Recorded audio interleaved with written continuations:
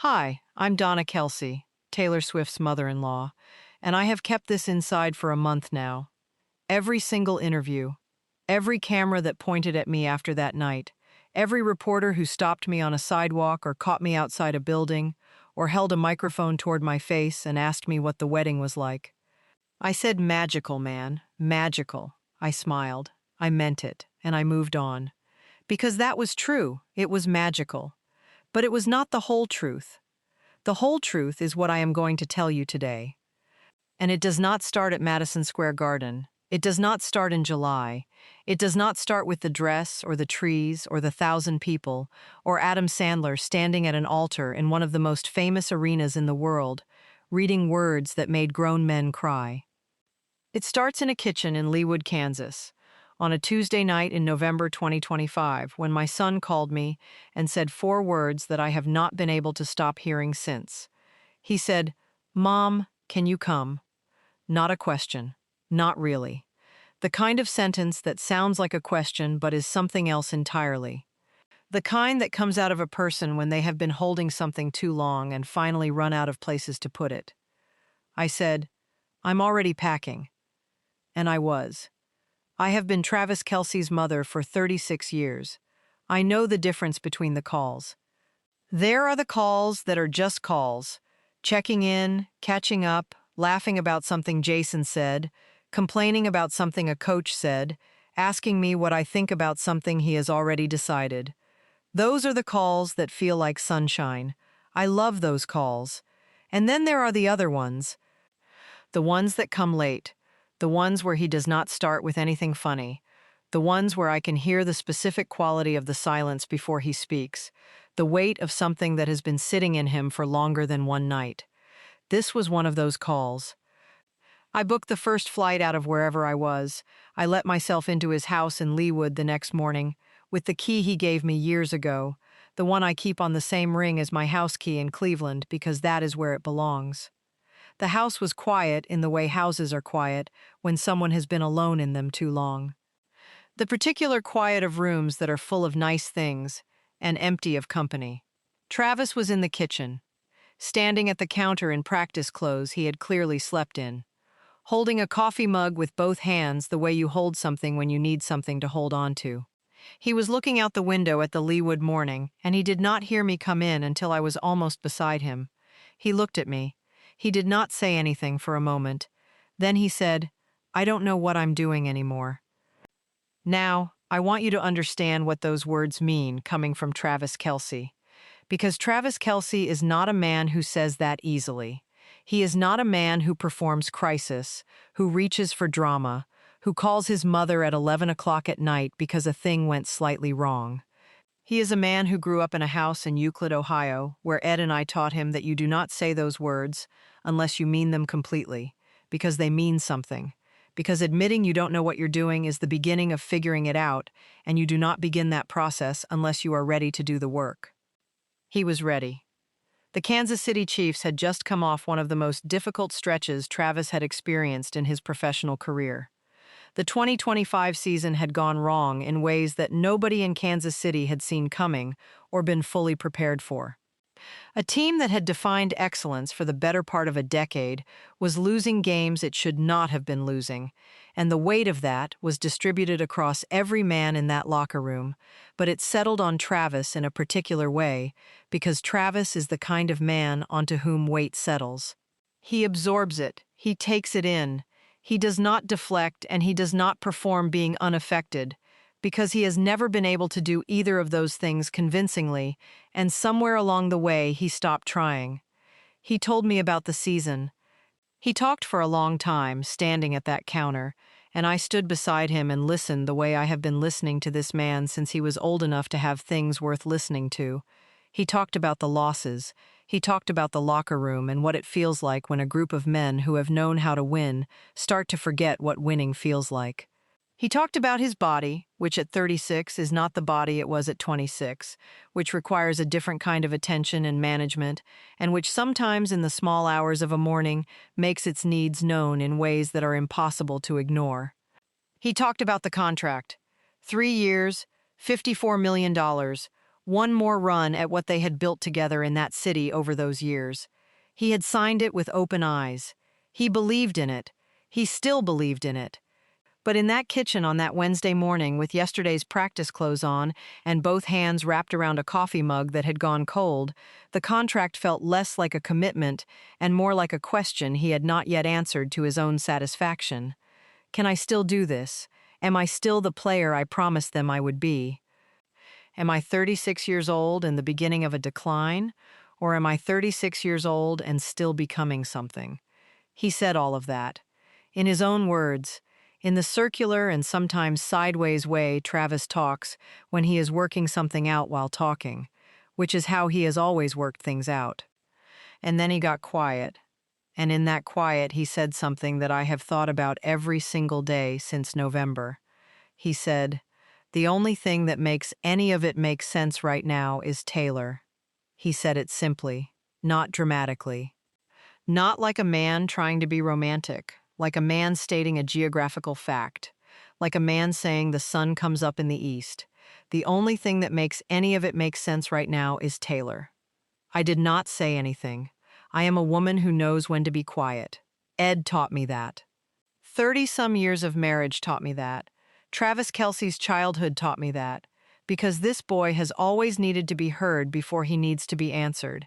And if you answer before he is finished being heard, he will stop talking and you will lose the real thing he was trying to say. So I waited. He said, I look at her and everything gets quiet. Not the noise outside. That noise I can't do anything about. The noise in here. He put one hand flat against his chest. That noise.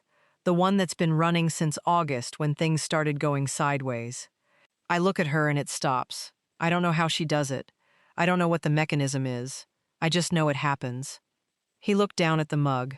He said, I want to deserve that. I want to be the kind of man who actually deserves what she does for me, just by walking into a room. I stood beside my son in his kitchen in Leawood, Kansas, at 7 in the morning on a Wednesday in November, and I felt something shift in my understanding of what was happening between him and this woman. I had known for months that it was serious. You cannot watch Travis Kelce be in love without knowing it is serious because Travis Kelce does not do anything halfway. He never has. When he is in something, he is in it completely. All of him, the full enormous volume of him, and love was no different. I had watched him at games and events and family dinners, and I had watched him watch Taylor with the specific attention of a man who is cataloging something precious, who is looking at something he cannot quite believe is his, and is making sure he does not miss any of it. But this was different.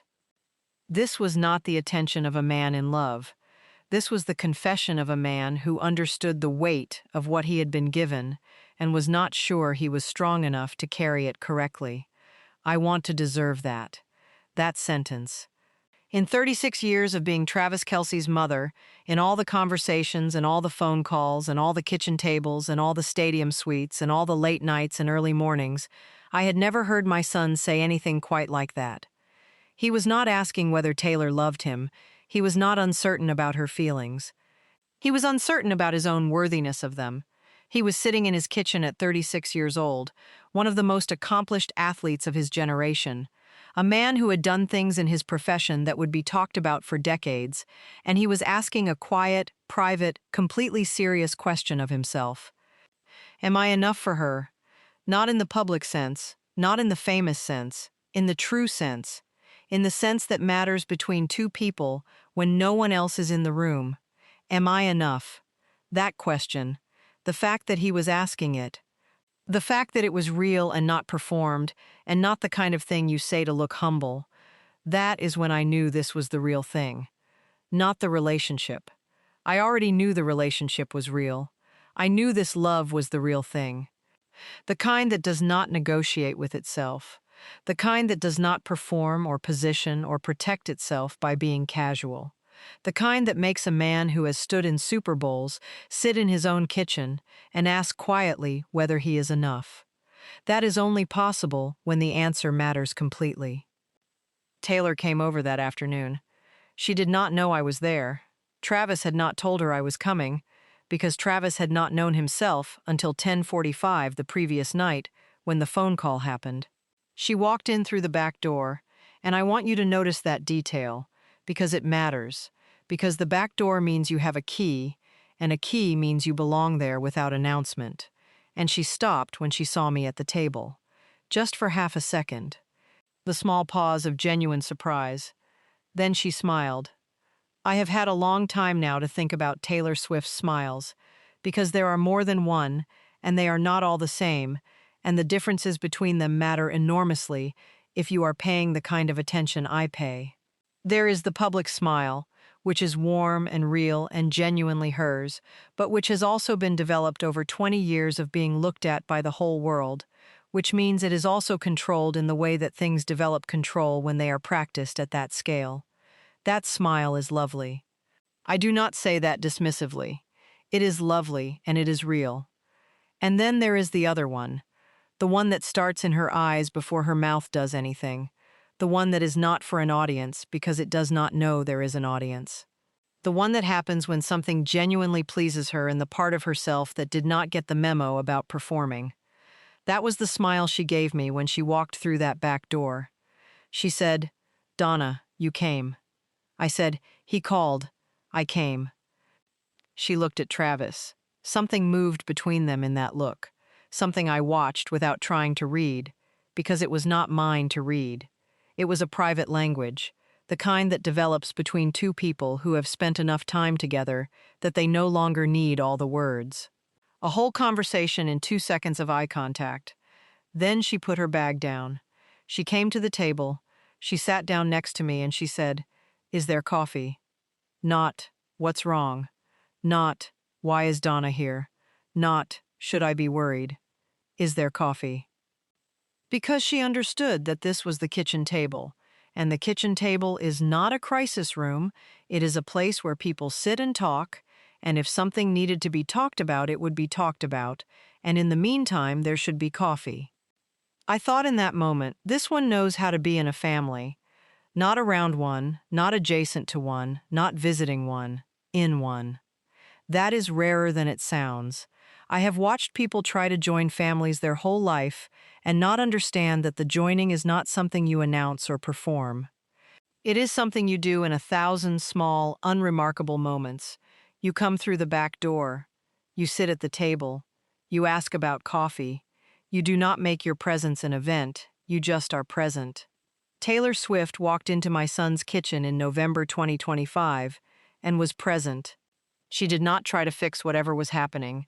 She did not immediately begin managing the emotional atmosphere of the room, which is a thing that some people cannot resist doing, the need to improve the temperature of a hard moment. She just sat down. She took off her coat. She accepted the coffee that Travis poured her, and she asked me about Ed, which is the right thing to ask me about when you have just walked into a heavy room and want to lighten it without pretending it is not heavy. We sat at that kitchen table for 3 hours. I need you to understand those 3 hours, because they are not dramatic. They do not contain a single moment that would make the highlight reel of this relationship. No declarations, no grand gestures, no tears, actually. Just 3 people at a kitchen table in Leawood, Kansas, on a Wednesday in November, eating takeout food that arrived around noon because Travis genuinely had nothing in his refrigerator except protein shakes and 1 container of something that I made an executive decision not to investigate. We talked about football, we talked about the season and the losses, and what Travis thought might be fixable and what he thought might need a different kind of fixing. We talked about the album Taylor was finishing, the one that would become the life of a showgirl, and she told us a little about it with the particular combination of excitement and protectiveness that artists have when something is almost done, when it is so close to going out into the world that you are both proud of it and terrified for it. We talked about Jason and Kylie and the girls. We talked about what Wyatt had said at Thanksgiving that had made everyone at the table completely lose it. We talked about Euclid, Ohio, which Taylor asks me about every time we are together, every single time, with a genuine curiosity that has never felt like politeness. At one point, Travis got up to get something from another room, and Taylor and I were alone at the table for a few minutes. She looked at me. She said, "He's okay, right? Under all of it. He's okay." It was not a question about the season. She knew about the season. She had her own feelings about the season, her own frustration on his behalf, her own quiet rage at the randomness of sport and the way it distributes suffering without concern for who deserves it. This was a question about Travis, about the inside of him, about whether what she was seeing was the surface of something or the whole thing. I said, "He's okay. He's working through something. That's different from not being okay." She nodded. She thought about that. She said, "He doesn't always tell me when something is heavy. He tries to carry it himself so I don't have to see it." I said, "I know. He's been doing that since he was 8. She said, "I wish he wouldn't." I said, "Tell him." She looked at me with that real smile again, the eye first one. She said, "I have." I said, "Tell him again." Travis came back into the kitchen. He looked at the two of us and said, "What are you talking about?" Taylor said, "You."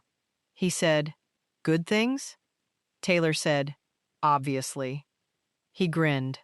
That enormous grin, the one that takes up his whole face, the one that has been taking up his whole face since he was 4 years old. And in that moment, in the absolute ordinariness of that moment, in the takeout containers on the table, and the afternoon light coming through the kitchen window, and my son grinning at his girlfriend while she rolled her eyes affectionately, I felt something settle in me that had been unsettled for a long time. Not worry, exactly. I had not been worried about Travis in the serious sense, but there had been a question I had been carrying about him for years, the way mothers carry certain questions about their children, the quiet background hum of, will he find the right one? Will he find the person who can hold all of him? Not just the famous parts, not just the easy parts, the kitchen on a Wednesday parts, the yesterday's practice clothes parts, the I don't know what I'm doing anymore parts.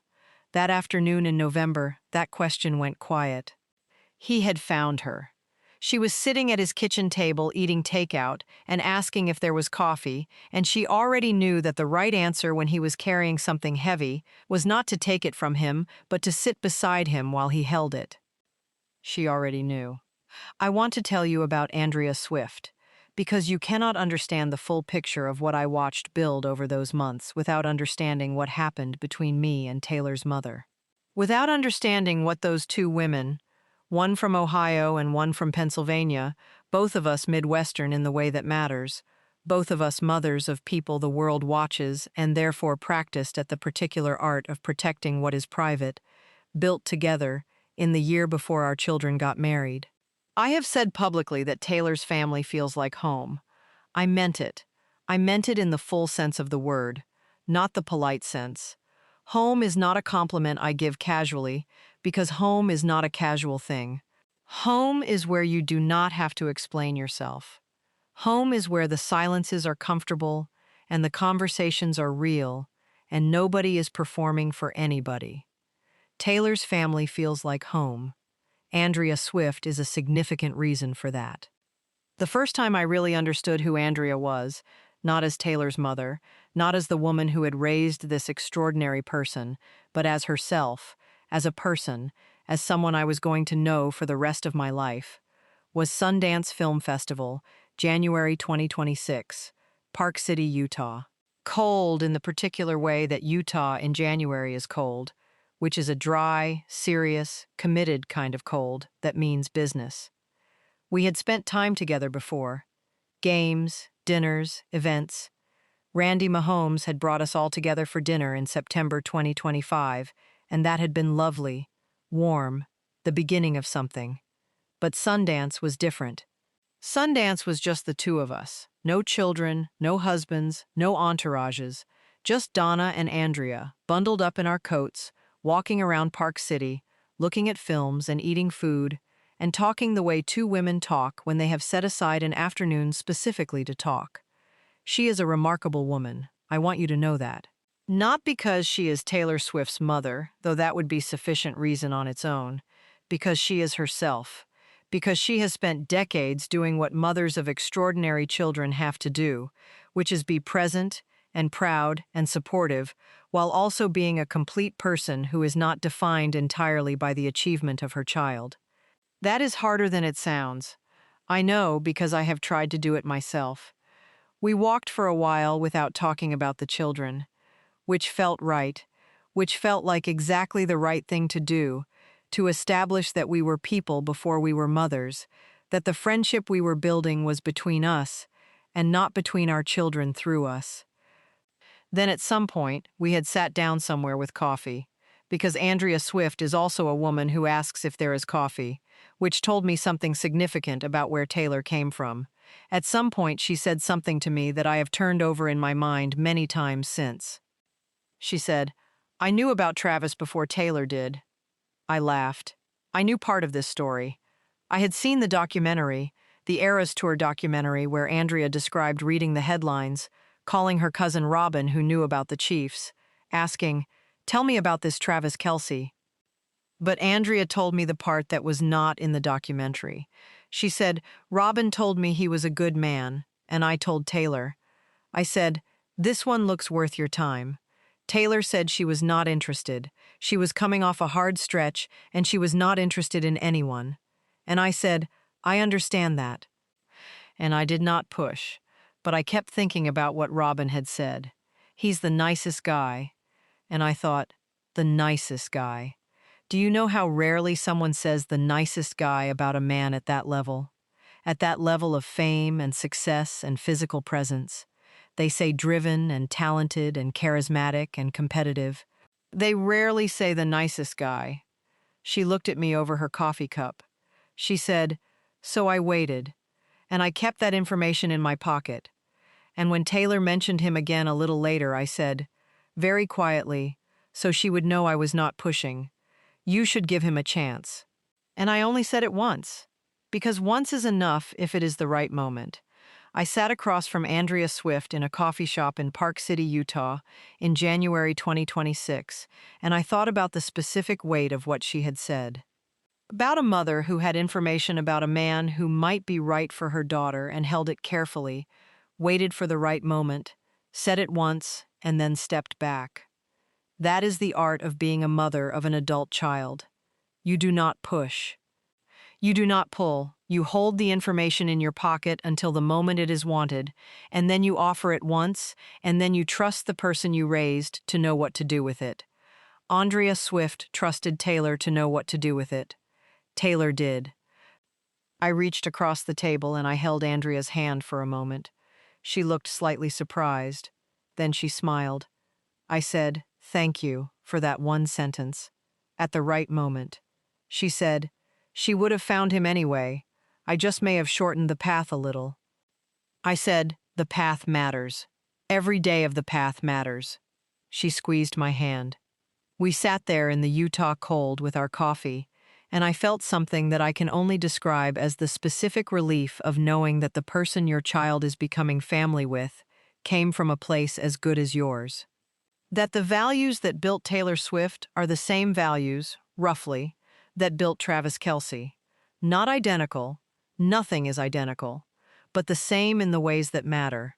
The Midwestern ways, the show up and do the work ways, the kitchen table ways.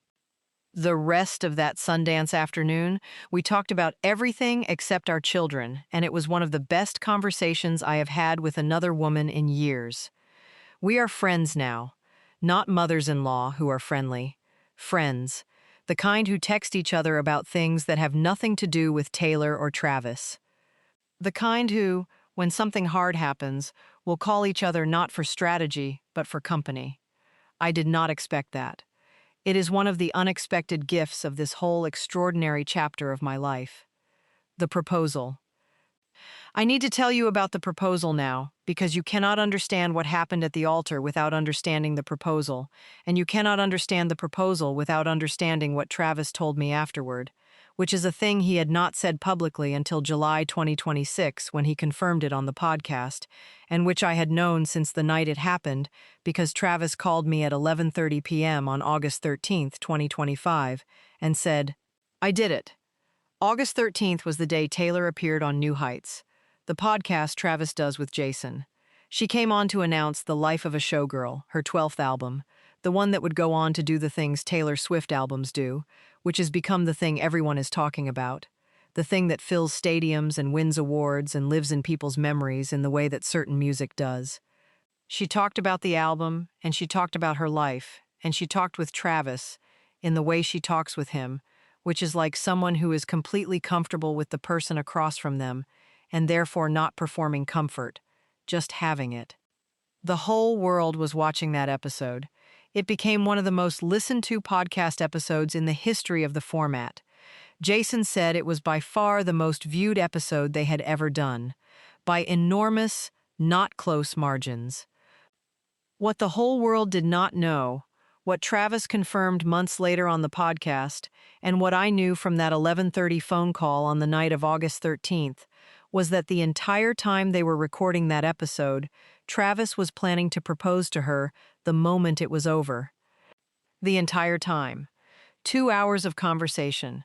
2 hours of being Travis Kelce the podcaster, Travis Kelce the charming and funny and genuinely curious interviewer, Travis Kelce who loves this woman and has loved her for over 2 years and has been thinking about this question for months. 2 hours of all of that, and running underneath every second of it, the knowledge, I am going to ask her the moment this ends. He told me on the phone. I spent the whole recording thinking about it, not in a distracted way, more like it was powering the whole thing. Like knowing what was coming made everything in that room feel more vivid, more important, more worth paying attention to. I said, "Were you nervous?" He said, "I was more nervous than I have ever been before anything, including Super Bowls, and I know how that sounds." I said, "It makes complete sense." He said, "It does?" I said, "A Super Bowl, if you lose, you come back. There is another season, there is another game. This is different." Long pause. He said, Yeah, that's exactly it." He proposed in the garden behind his house in Leawood. He had arranged it over weeks, the flowers, the setting, the ring, which Kindred Lubeck had designed, which he had been involved in choosing with a specificity and care that I know about because he called me several times during the process to describe options and ask my opinion, and then not take my opinion, and then call me again with a different question. The garden was full of pink and white flowers. He had planned it for weeks and then nearly postponed it, and then his father Ed told the story publicly that Travis had been going to wait another week to make some grand thing even grander, and Taylor had perhaps gotten a little bit antsy. Ed's word, antsy. And so Travis decided, now, tonight. He got down on one knee in the garden in Leawood, and Taylor started crying before he said a word. He told me this at 11:30 at night on August 13th, and his voice when he said it was something I have replayed many times since. He said, "Before I said anything, Mom, I was still getting down and she already understood what was happening and she was already crying.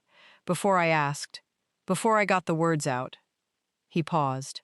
He said, "And I thought, she wanted this. She actually genuinely wanted this. Not the idea of it, not the event of it. Me.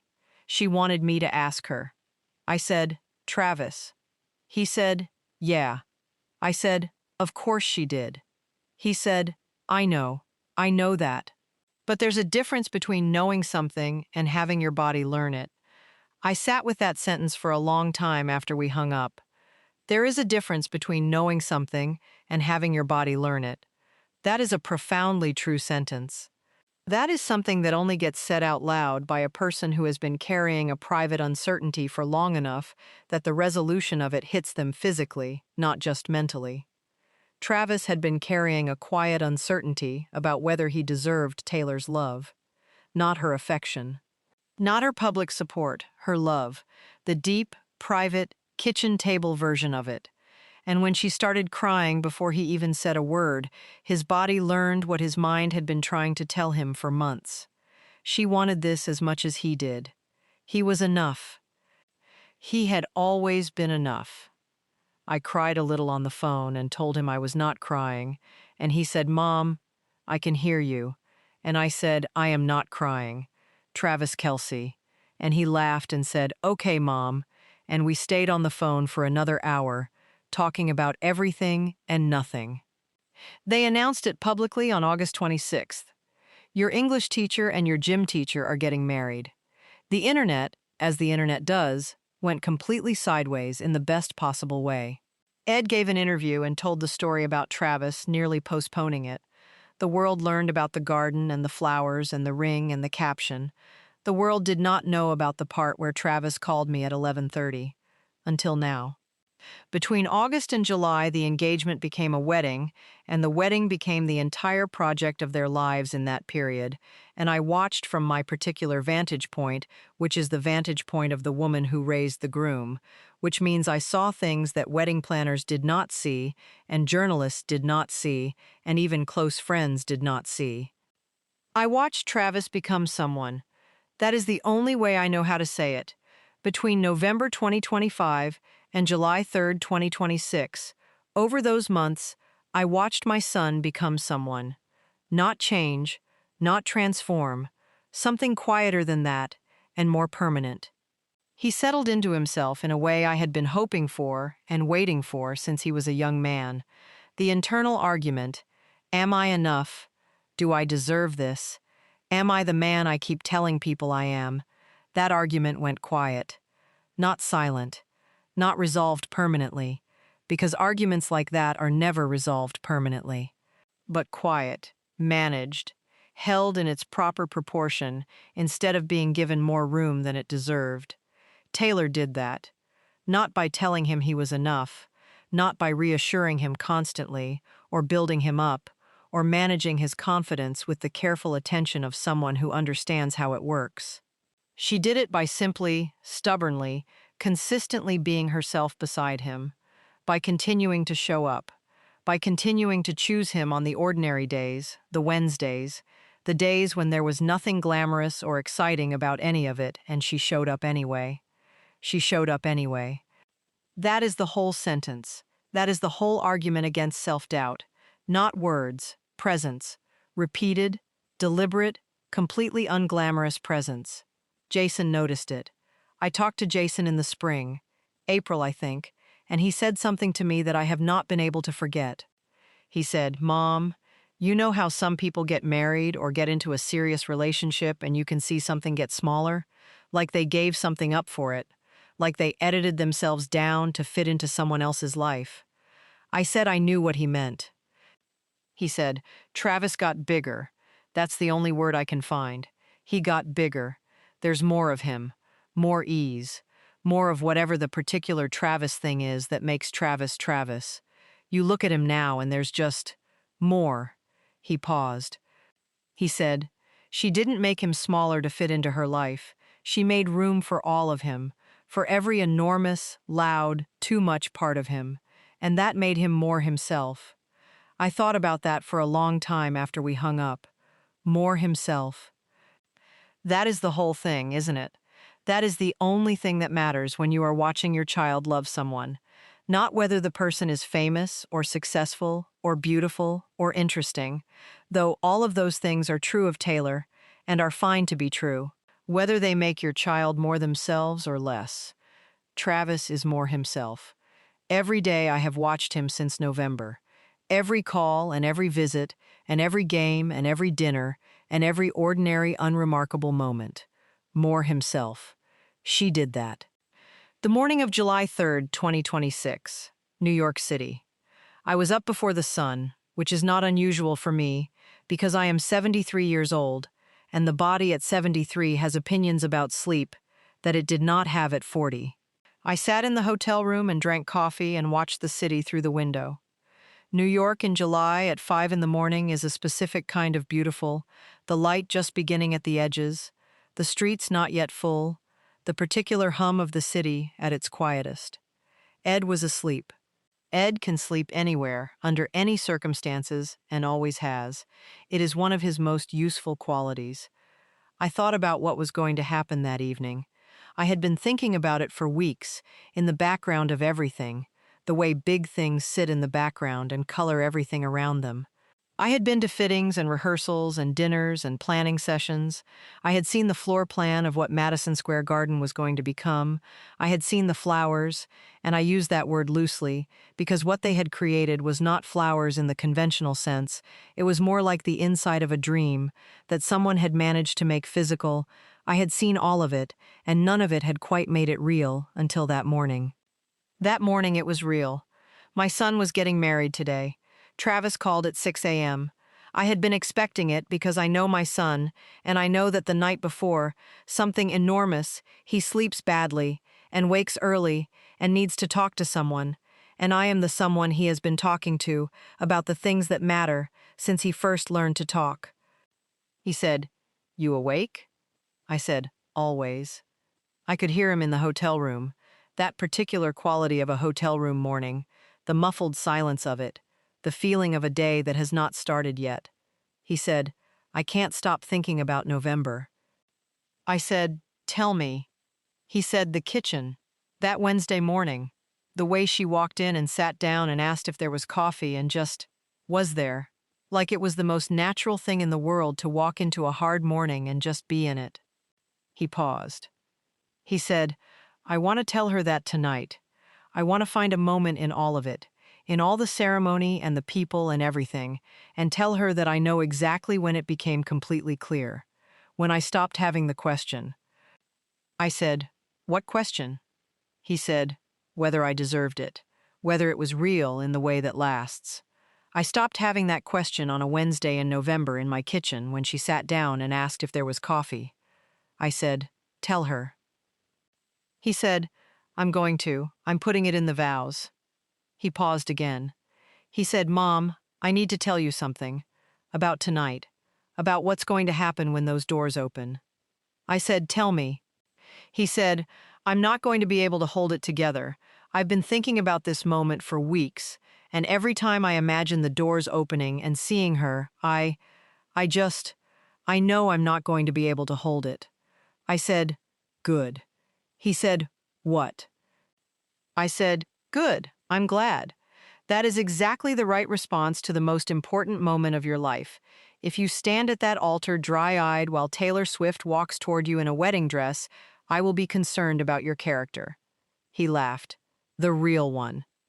The 8 years old one." He said, "Okay." He said, "Okay, Mom. I feel better." I said, "Go get ready. Let Jason do his job.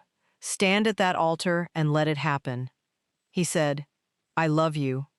I said, "I love you too. Now go."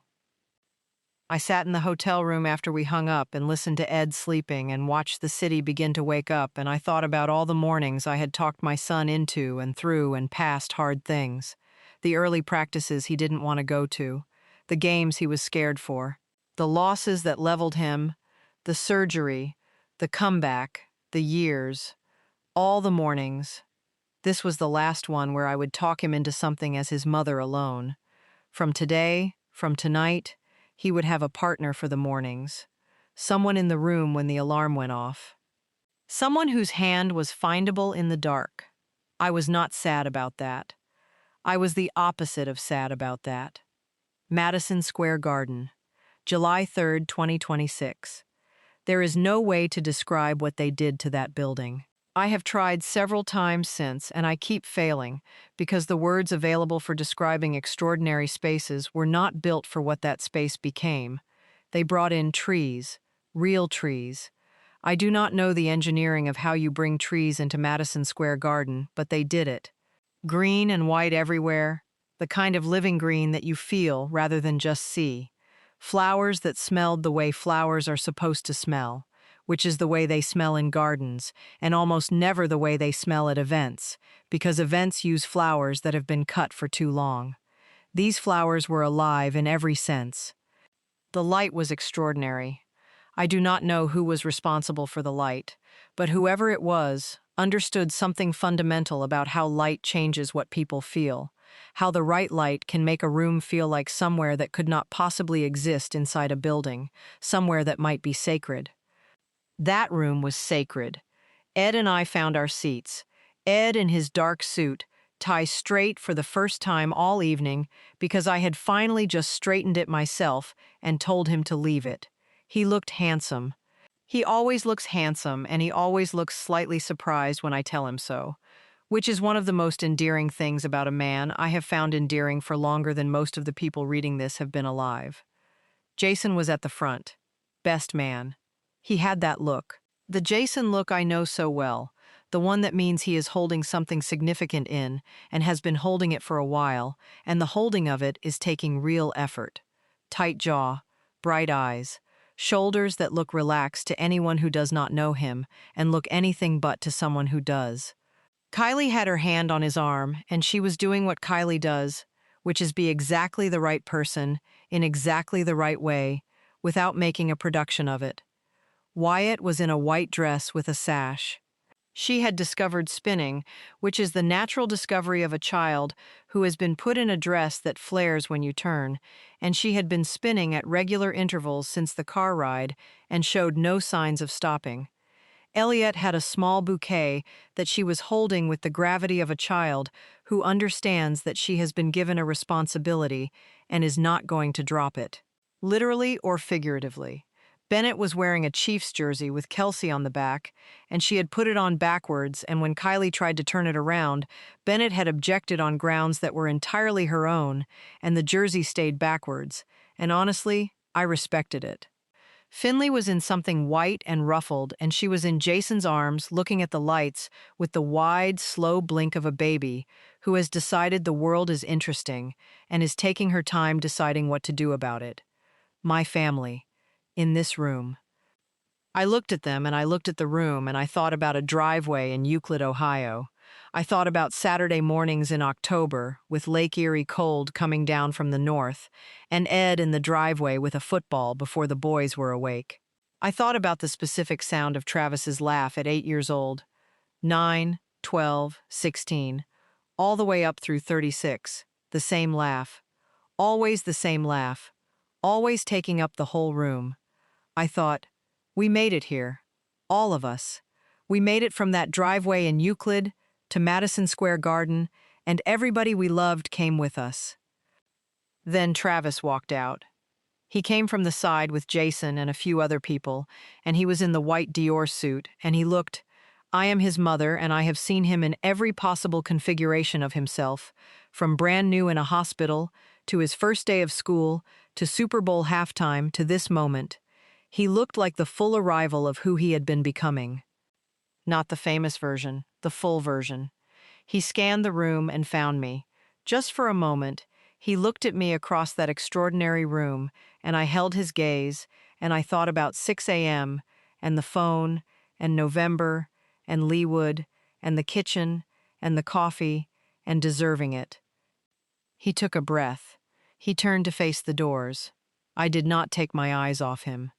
The music changed, the particular shift that signals something is about to happen, that the next phase of the evening is beginning. Everyone in the room felt it.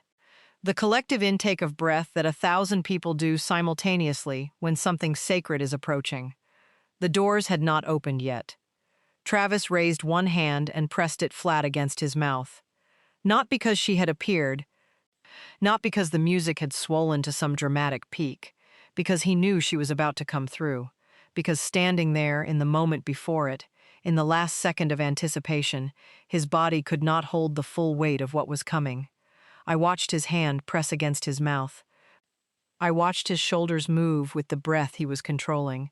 I watched Jason shift almost imperceptibly and place one steady hand against Travis's back without looking at him, the way brothers do things, the way you learn to support someone without making a production of the support.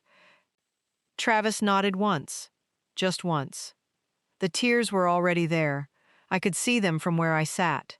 Before the doors opened, before a single person in that room had seen Taylor Swift, before the music rose to the moment it had been building toward, before any of the things that people would later say made them cry had happened, Travis was already crying. And I was the only person in that room who knew why. Not because it was beautiful, though it would be. Not because 1,000 people were watching, though they were, not because Taylor Swift was about to walk toward him in a wedding dress inside Madison Square Garden, though she was. Because of November. Because of a Wednesday morning in Leawood, Kansas. Because of practice clothes and a cold coffee mug and a man saying, "I don't know what I'm doing anymore," and then saying the only thing that makes any of it make sense is Taylor, and then saying the thing that I have thought about every day since, "I want to deserve that." That is what he was feeling when his hand went to his mouth. That is what the tears were for. 7 months of trying. 7 months of working toward being the man who deserved what was about to walk through those doors. 7 months of showing up to camp and to the season and to the losses and to the kitchen table and to the hard mornings and to the ordinary Wednesdays. 7 months of asking the question and getting the answer and asking it again and getting it again. And now the doors were about to open and the answer was about to walk toward him in a dress and he had nowhere left to put any of it except on his face. The doors opened. I finally looked away from Travis. Because you cannot be in a room where Taylor Swift is walking toward the man she loves and keep your eyes on anyone else. There is something about that walk, that particular walk, that demands your full attention, not because she demands it, but because the truth of it demands it. She was not performing a walk. She was not modeling a dress. She was a woman walking toward a person and meaning every step, and the meaning of it was visible from where I sat and I could not look away. The sound that went through the room. I have tried to find the word for that sound. Not applause, not cheering. Something that happened below the level of decision. Something that came out of 1,000 people before any of them chose to make it. The sound of a room recognizing something true and responding from the place inside people where truth lands before the brain gets involved. She walked toward him. He stood there with his hand no longer over his mouth because he had taken it away when the doors opened, because the moment of needing to brace against the anticipation had passed and the reality had arrived. And reality for Travis Kelce is always easier than anticipation. He has always been like that. The thing itself is almost never as hard as the waiting for the thing. He looked at her. She looked at him. And everything that had been in his face, all of it, the November and the Leawood and the kitchen and the deserving and the 7 months and the 6 a.m. phone call and the hand over the mouth, all of it rearranged itself into something that I do not have a word for. Joy is too simple, relief is too small. It was something that contained both of those things and several other things and existed past the point where language works. He looked at her and she looked at him, and they already knew, both of them, before a single vow was spoken, what this was and what it would be and what they were choosing. Jason's hand was still on Travis's back. I sat in my seat and did not trust myself to move. Ed took my hand. 40 minutes. The vows lasted 40 minutes. I want you to sit with that. 40 minutes of words they had written themselves. 40 minutes in front of 1,000 people, words from little books they held in their hands, every word chosen and earned and true. Taylor stopped reading at some point. She closed the book, or she did not exactly close it, but she held it differently, and her voice changed, and she sang. Just her voice, nothing else, no music, no accompaniment, just Taylor Swift's voice in Madison Square Garden, singing to my son something that belonged entirely to him and to that room. I cannot tell you the words. Those words belong to Travis. But I will tell you what happened in the room while she sang. I will tell you that the 1,000 people who had been very still became somehow stiller, as if stillness had a depth that could be reached, as if the room understood that something was happening that required the most careful kind of attention. I will tell you that the woman in front of me put both hands over her heart. I will tell you that somewhere off to my left a man made a sound that was not quite a word. I will tell you that the flowers and the trees and the light and the 1,000 people all disappeared for the length of whatever she sang, and there was just the voice and the room, and my son standing there receiving it. Travis bent forward slightly. Not dramatically, not performatively, just slightly, just the small, involuntary forward lean of a body responding to something that has weight, something that has pressed against you and required you to brace. He bent forward, and I thought about the kitchen table in November and the way Taylor had put her hand over his hand, when there were no words left, when the words had run out, when the only true thing was contact. She was doing it again, not with her hand this time, with her voice. Jason. I have to tell you about Jason in those 40 minutes, because Jason is not a man who loses himself in public. He is his father's son in this particular way. Ed is a man of deep and sincere feeling who has developed, over decades, a controlled relationship with the public expression of that feeling. Not suppressed, controlled. There is a difference. Jason has the same relationship. He feels everything fully, and he chooses carefully when and how to show it. During the vows, during the singing, Jason reached up and wiped his face once. Quick, just once. The way a man does when he thinks nobody is watching. I was watching. I am always watching. After the vows, after I do, and after Adam Sandler spoke the words he had been chosen to speak, after Travis picked Taylor up in both his arms and kissed her while the sign outside the building lit up with Justin T. Married. After all of that, in the immediate joyful chaos of 1,000 people on their feet, I caught Jason's eye across the room. He looked at me. I nodded. He nodded back. We did not need the words. We are a family that has built, over decades, a language of looks and nods and the particular meaning of certain silences. What passed between us in that nod was everything about the night and everything about the years before it, and everything about being a family that shows up for each other and sometimes stands in extraordinary rooms and feels the extraordinary weight of being lucky. The reception. I will not give you all of it. I will give you pieces. Paul McCartney played. Stevie Nicks played. The arcade games that Travis had insisted on were in the back of the room, and they were exactly the right thing, the perfect human-sized counterpoint to everything enormous about the evening, because Travis has always understood that the great moments of life need to be leavened with something ordinary, or they become too heavy to hold. Wyatt danced with Jason. She stood on his feet the way small children stand on the feet of tall adults, and he moved her around the floor with an expression on his face that is the private Jason face, the one that is not for cameras or audiences, the one that is just a father being completely undone by the perfection of an ordinary moment. Elliot fell asleep in a chair at some point after midnight, still holding the bouquet. She had not released the bouquet once in the entire evening. Even asleep she held it. I admired that. Bennett was discovered at approximately midnight in an unknown location with an unknown food item, explaining nothing. Finley had been taken back to the hotel by a trusted member of the family because Finley is 4 months old and Madison Square Garden is not her natural habitat yet, but she had been there, she had been present, and someday she will know she was there, even though she will not remember it. Ed danced with me. He is not a graceful dancer. He has never been a graceful dancer. He is an earnest dancer, which is completely different and in most ways better. He danced with me the way he has been dancing with me for decades, and I could have been nowhere else in the world. And then Travis found me.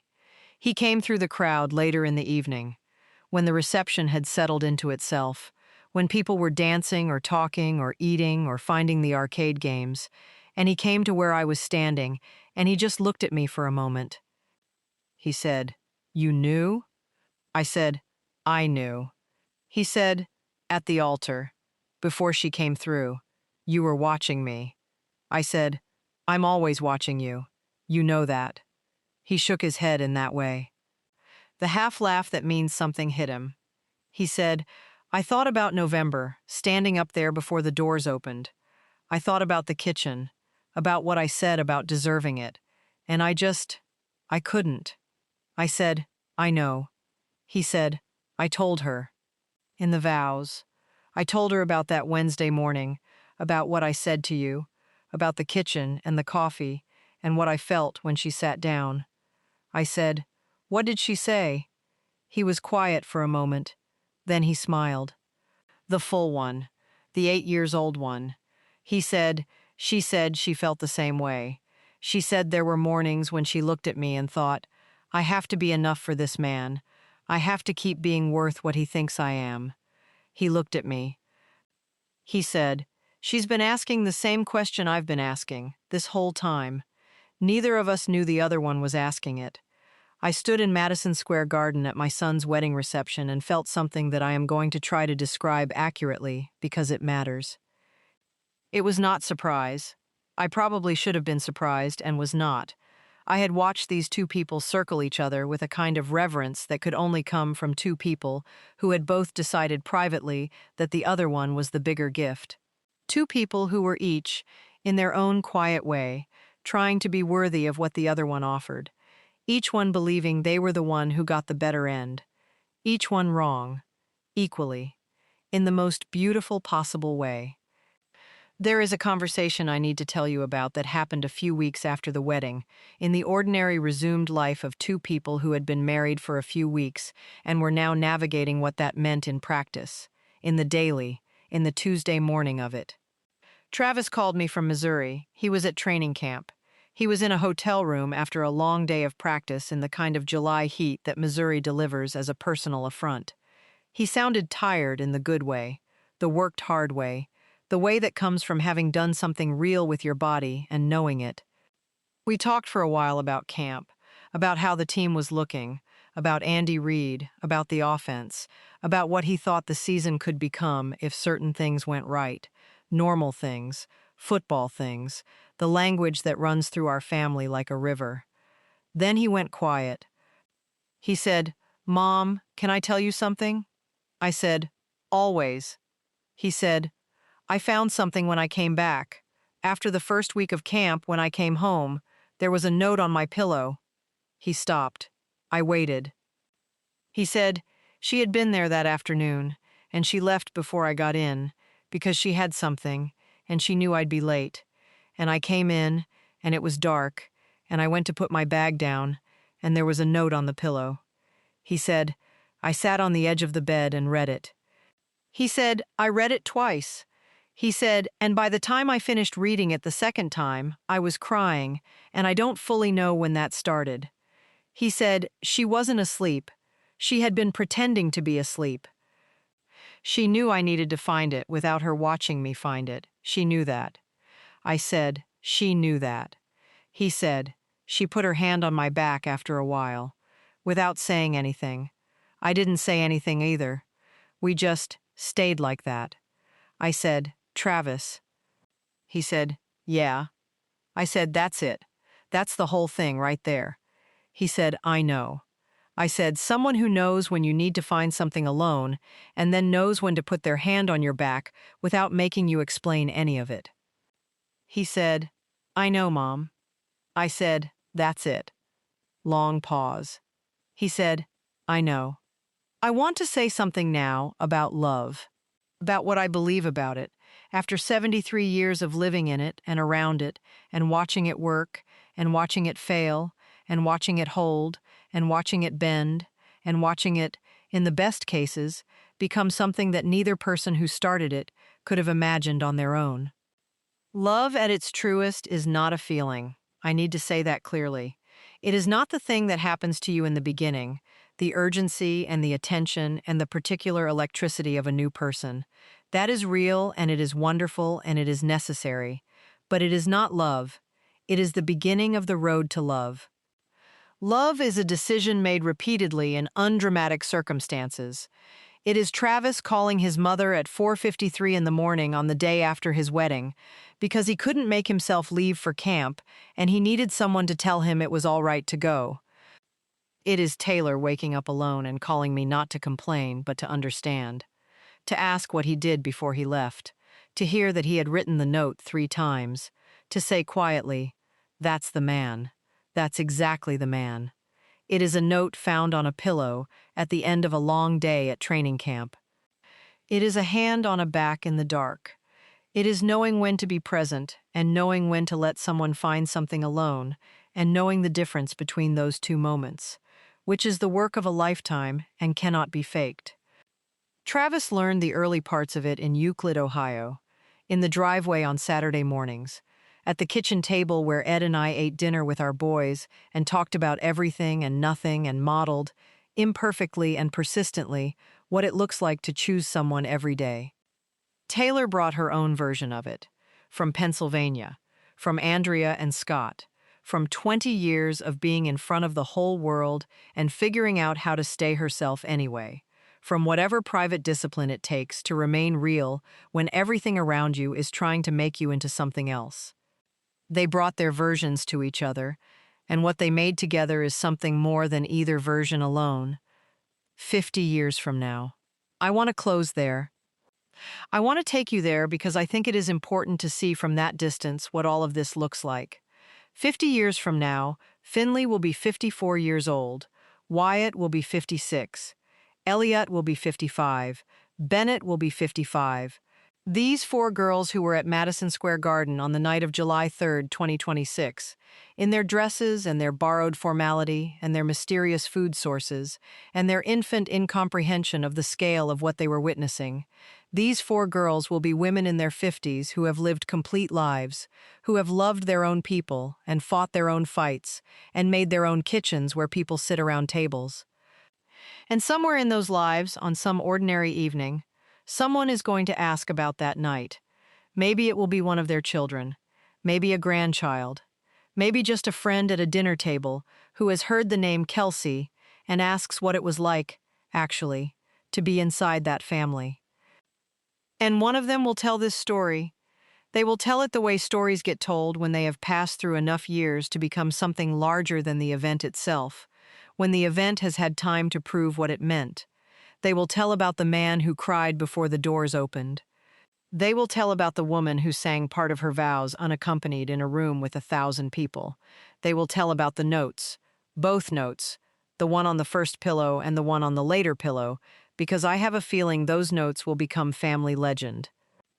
And the person listening will ask, why did he cry before she even came through the doors? And whoever is telling it will know. Because of a Wednesday in November in a kitchen in Leawood, Kansas. Because of a man in yesterday's practice clothes holding a cold coffee mug with both hands. Because of a woman who came in through the back door and sat down at the table and asked if there was coffee. Because of a man who said quietly, in the most honest voice he had, I want to deserve that. That is why. 7 months later, standing at an altar in Madison Square Garden, that is what moved through him before the doors opened. That is what his body was carrying. That is what the tears were for. Not the spectacle, not the fame, not the 1,000 guests or the trees or the sign outside that said Justin T. married. A kitchen table in November, a woman who walked in through the back door, a sentence about deserving. That is what love is when you peel everything else away. That is the foundation. That is what you build the 50 years on. Not the extraordinary nights, but the ordinary Wednesdays. Not the altars, but the kitchen tables. I know this because I built 50 years on kitchen tables of my own. I know this because I have been watching my son build his. And I know this because on July 3, 2026, in the moment before the doors of Madison Square Garden opened and Taylor Swift walked toward the man she had chosen and the man who had been trying to deserve her every day since November, I was watching my son's face. And I saw all of it. All of November. All of the Wednesdays. All of the trying. Written in the way his hand pressed against his mouth. Written in the tears that were already there before she arrived. Written in the way he stood and breathed and let it happen, the way I had told him at 6 a.m. to let it happen, the way it deserved to happen, the way every true thing deserves to happen, which is completely, without protection, without pretending it is something smaller than it is. That is what I saw. That is what I have been carrying since July 3rd. Now you have it. I'm Donna Kelce, Taylor Swift's mother-in-law, and I have never been prouder to be anyone's mother than I am to be his. Thank you for sitting with me today.